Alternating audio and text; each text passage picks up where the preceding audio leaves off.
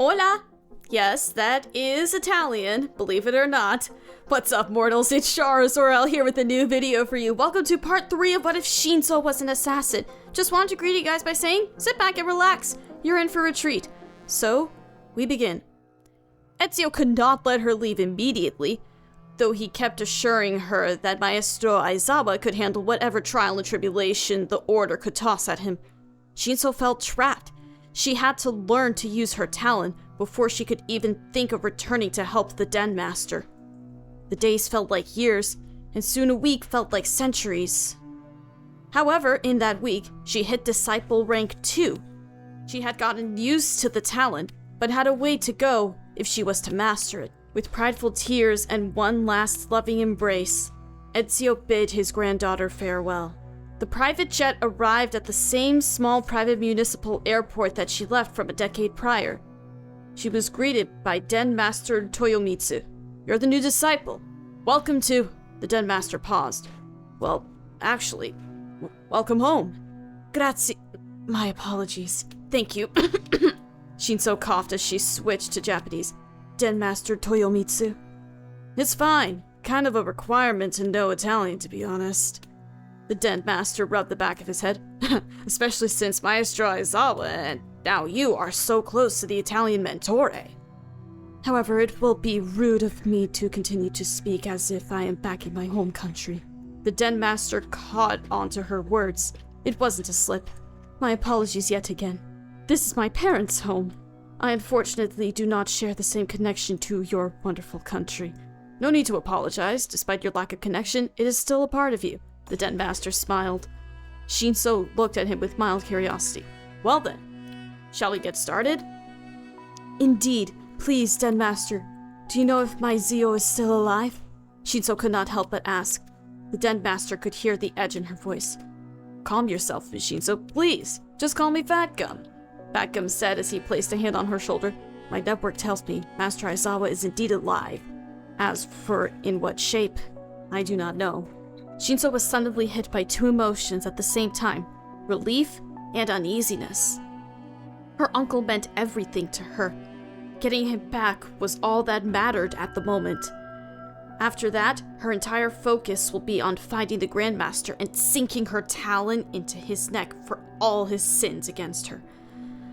"Fat Gum, sir, please point me in the right direction," Shinso asked, fighting to quell her ever-growing anger.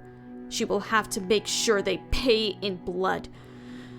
We have to save him. "I'm very much aware of that, Miss Shinso, but we are assassins, not some Westerner posse," Fat Gum reminded her, bringing her back from the brink. "I know he is your uncle, but do not forget who and what we are." She had to quiet her temper at his scolding. He was right. They were assassins first and foremost.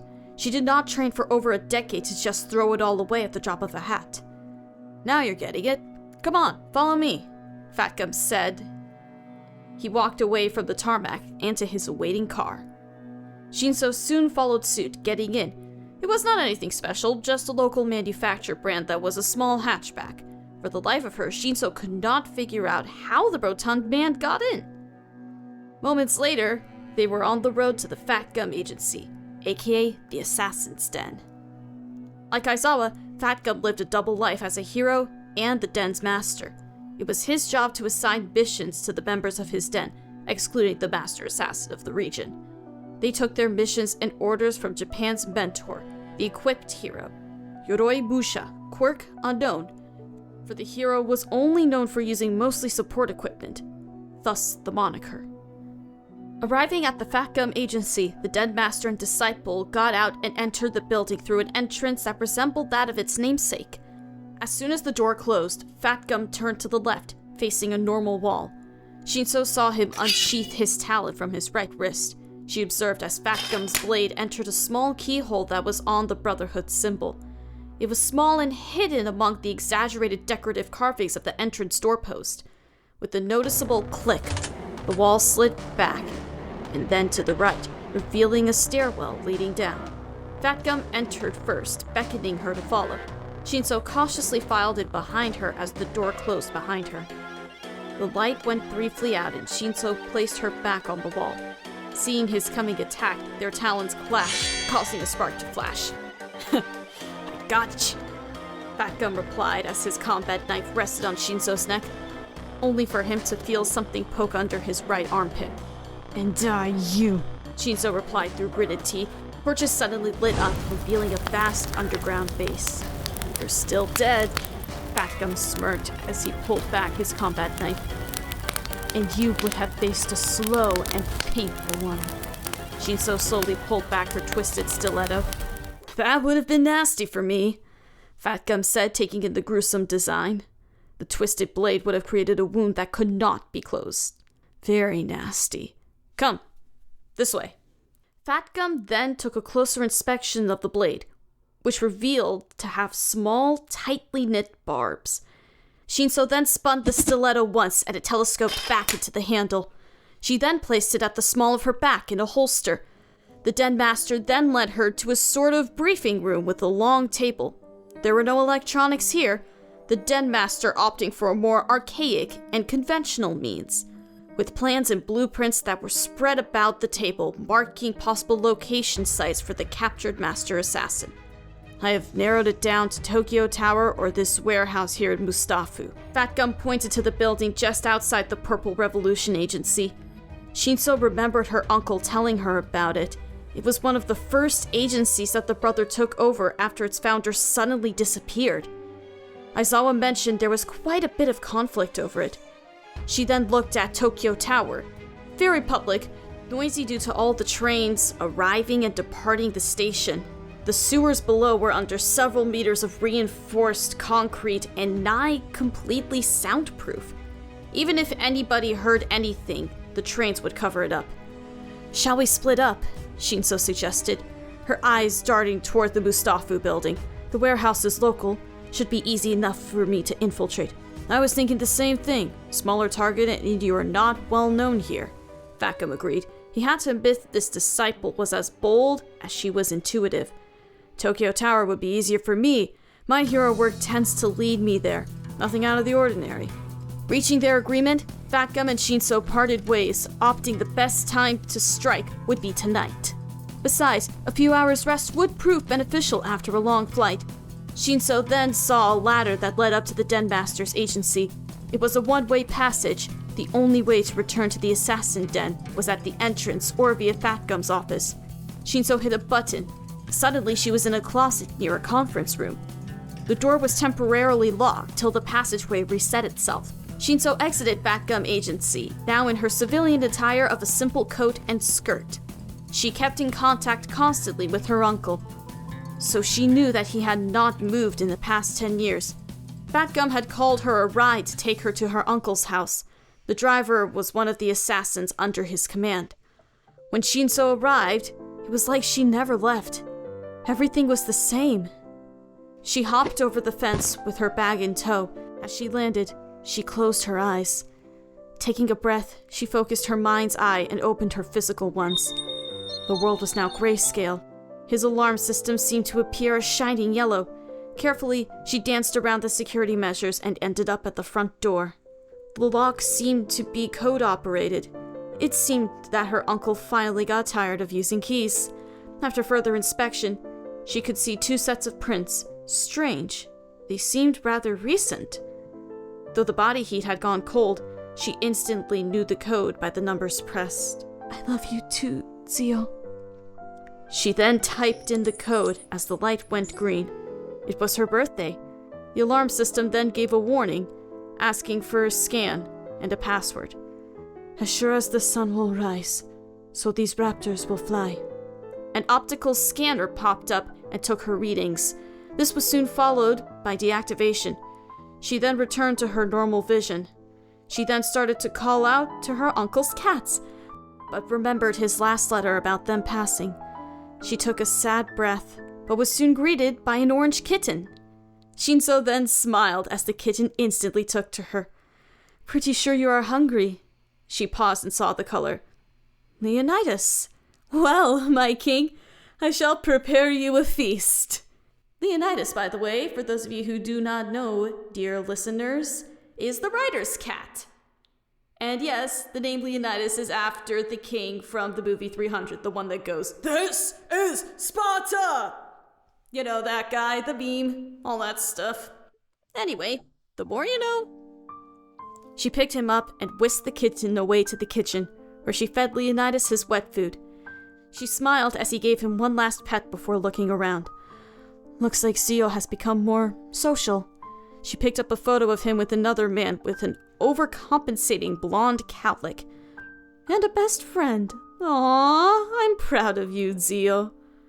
She put down the photo. Apparently they were close, too.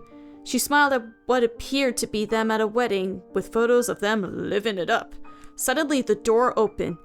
Acting on instinct, she readied herself. A man with long blonde hair entered the house. By the look in his eyes, she assumed him to be a robber. Who the hell are you? They both pointed at each other and spoke in unison. Insert Spider-Man pointing meme. You picked the wrong house.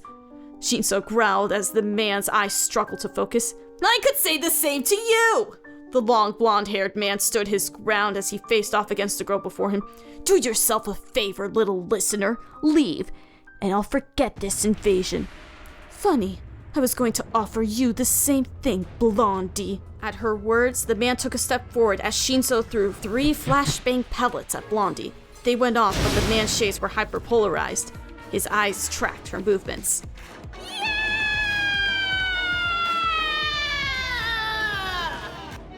Blondie activated his quirk as a scream struck its target, slamming Shinso against the wall. The sound blast was piercing, knocking off her equilibrium as she struggled to get to her feet. Another scream, but Shinso leapt to the side, dodging the blast. Shinso searched around the ground as she scrambled to regain her balance. She then spotted the cat leap out a window. Stay safe, kitty. I'll come find you after I've dealt with this bastardo. Shinso said mentally as she finally got to her feet and cartwheeled over another blast of the man's scream. He's tired. That blast was weaker. You can still back out of this. Just surrender. At his last words, Shinso activated her eagle vision. The man was in orange with something on his neck pulsating with the red aura. She then readied 2 throwing knives from her sheaths along the inside of her coat. Best take your own advice, Blondie. The man was not fond of his new nickname. He was going to end this. Shinso rolled from behind the couch she was behind and launched her knives. Blondie's eyes widened behind his shades as he screamed, knocking them off course, only for a long stiletto to suddenly take their place seconds later. It was too late to dodge as the dagger with the twisted blade struck the speaker on its neck. The man screamed, only for sparks to fly, unclasping the thing, and tossed it into the air, only for it to explode. When the resulting smoke was at its thickest, Shinso burst through, her talon drawn. The blonde man's eyes widened, like he suddenly knew what she was. Her descent seemed to be stuck in slow motion as tears seemed to form in the blonde's eyes. Nothing is true! He managed to force himself to scream. Now it was Shinso's turn to mirror her opponent's actions. The words he spoke made her lose concentration. She missed her landing, tumbling across the floor and splattering on the wall behind the man. The fuck did you just say, Hukana? Shinso shouted as she righted herself. Nothing is true. The blonde breathed, still shaken by his attacker's true identity. Everything is permitted. Shinso mimicked her opponent's breathing. Who are you? And why are you in my uncle's house? The blonde man pulled down his shades and looked at her like she lost her damn mind. He then pointed at the photos around the room as if it was the most obvious thing. Shinso then began to put it together. You're the best friend? Shinso cracked her neck as the man reached out his hand to her. She took it as he nodded his head once, yes, then helped her to her feet. We are more than that, little raptor. At the last 2 words, she raised an eyebrow. How did he know that? I can see you still have not put it all together, so let me spell it out for you. I am your uncle as well, at least since I married my soulmate. I ship it! At first, Shinso's mind lagged as she looked around the room, taking in the photos from a new perspective. It was then it finally clicked, as a small smile filled her lips. Now that's the face that would capture the heart of any man or woman. Surprise! The man then opened up his arms and Shinso's smile faded and what was replaced with a horrified expression. Oh dear God! She then turned her back to him as tears then began to fill her eyes. Oh merciful heavens, you don't accept me! The man's emotions were about to crack open when Shinso suddenly latched onto him and started to cry into his chest. Oh, honey, what's wrong? I almost killed my sealed husband! She cried as she began to beg him for his forgiveness. I'm so sorry. I thought ill of you. Attacked you, killed me. I almost killed you. The blonde man then held her, trying his best to comfort her. He could now see the young lady behind the deadly assassin. He then led her to the couch and sat with her. I'm so sorry. Please forgive me, Uncle. The man was rendered mute as he used the crook of his pointer finger to raise her head. It's all right. I am glad I figured it out. He then smiled at her. Looks like my new niece is quite the bird of prey. Don't think about it. I forgive you, and let's just keep it between us, huh? Call it our first secret? Shinso sniffed as the blonde man helped wipe her tears away. She said yes. My name is Aizawa Hizashi, and your new uncle. Her new uncle gave the biggest and friendliest smile he could. Shinso Hitomi. Pleasure to meet you, Uncle Hizashi. I take it you are in our order as well? She then shared the same smile, filling him with an overwhelming joy. Just a normal everyday hero, though hubby has told me bits and pieces. I know he is this region's master assassin and that he has been captured. At the last part, Shinso saw her uncle's eyes grow sad, then desperate. I've been out every night since he was taken from my radio station.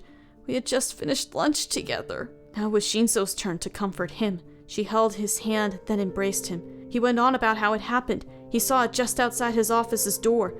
They took him in a van with tinted windows. He then ran out of the building, got into his hot pink Toyota Supra, and gave chase. From his viewpoint, he could see them beating on his dear husband. Aizawa was fighting back, and Hizashi knew he at least killed 3 of them from the blood spatters on the back windshield. The last thing he remembered was that he was broadsided by a large box truck. Surprisingly, he was left unscathed. However, Aizawa was gone. I have a lead, Uncle, and they will suffer. Shinso then brought up her left arm in front of Hizashi and unleashed her talon. Thank you all for indulging yourselves in all this information thus far. I really hope you enjoyed it. Now there are a few things I would like to go over before the video ends. Firstly, I would like to say if you're in the mood for some great storytelling, We the Celestials has you covered. Are We the Celestials, My Hero Academia, and Naruto What If channels retell the story of their namesake anime with a twist. Check it out if you're interested. Secondly, on behalf of We the Celestials, I'd like to thank everyone involved in today's excellent content production. Their details can be found in the description below. Lastly, if you're interested in what we do here at We the Celestials, I'd like to extend an invitation to join the team. The only caveat is that we only accept members from 16 years old to join our crew. You can sign up for whichever category fulfills your interest by joining the recruitment Discord using the link in the description below. We're always looking for new members to join us. Well, that's it from us for today's video, so thank you all for watching and have a great day!